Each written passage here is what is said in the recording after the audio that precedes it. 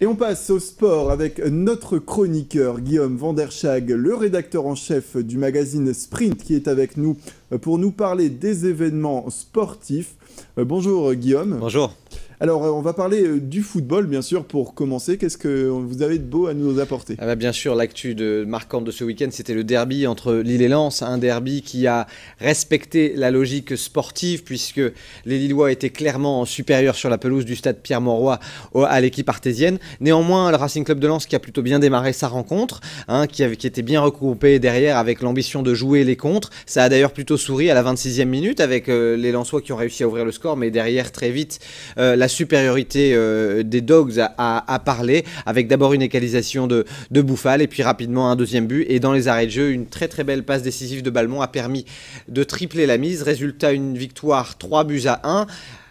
Une victoire qui enterre définitivement mathématiquement les 100 et or, qui donc ne seront pas, ça c'est une certitude, même si on n'avait pas besoin de ces résultats pour s'en douter, les 100 et or qui ne seront pas en Ligue 1 la saison prochaine.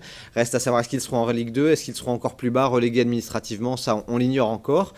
Du côté du LOSC, eh bien, ça sourit pas mal parce que le LOSC demeure 8e, mais ses concurrents directs ont fait un peu du surplace ce week-end avec aussi bien Montpellier et Bordeaux qui ont fait match nul 0-0. Résultat, le LOSC peut encore jouer une qualification européenne. C'est tout le mal qu'on leur souhaite, bien évidemment. Et donc, peut-être un mot sur le basket avec la Coupe de France.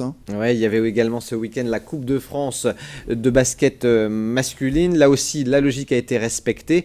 Les joueurs du Portel n'ont pas réussi l'exploit, un nouvel exploit en affrontant Strasbourg. C'est Strasbourg qui l'a emporté 87-74.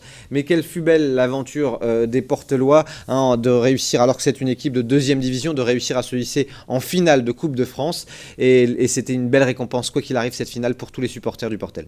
Ouais, et puis on va passer aussi au rugby avec les filles. Ouais, les filles du LMRCV qui se sont malheureusement inclinées pour la 2e fois en finale du championnat de France face à Montpellier sur le score assez lourd de 17-3. C'est dur parce qu'elles avaient terminé première les Villeneuvoises de la phase régulière, elles avaient déjà battu Montpellier en phase régulière et là elles se sont inclinées en finale, mais m'est avis que dans l'avenir elles finiront par décrocher le précieux sésame parce que vraiment elles le méritent. Et du côté de l'athlétisme peut-être? Ouais, alors là c'est les 20 km de Maroilles qui avaient lieu vendredi. Décidément une affluence qui ne se dément pas. Près de 4500 coureurs étaient à Maroilles pour aller faire ce 20 km. Une épreuve qui devient quasiment aussi réputée, aussi fameuse que son fromage local.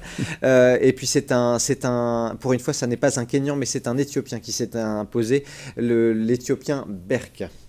Et donc, Birk, voilà. Birk, voilà. Qu'on se le dise. Et quelques infos peut-être pour terminer? Oui, en bref, d'abord pour vous dire que c'est un Belge qui s'est imposé lors du jumping international de Maubeuge, Goffinet, le Belge Goffinet. Un mot pour vous dire aussi que du côté du water-polo de Douai, la saison est terminée et a priori l'entraîneur Thomas Bourdet ne reprendra pas le poste d'entraîneur pour la saison prochaine. Et puis une dernière info qui est d'importance, Xavier, pour vous dire qu'à partir de mercredi, nouvelle édition des 4 jours de Dunkerque qui démarre ce mercredi, qui se termineront dimanche. C'est toujours une très très belle épreuve et la seule course à étapes au nord de Paris. Très bien, écoutez, merci beaucoup Guillaume Vanderchag d'être venu sur ce plateau pour parler donc des grands événements sportifs.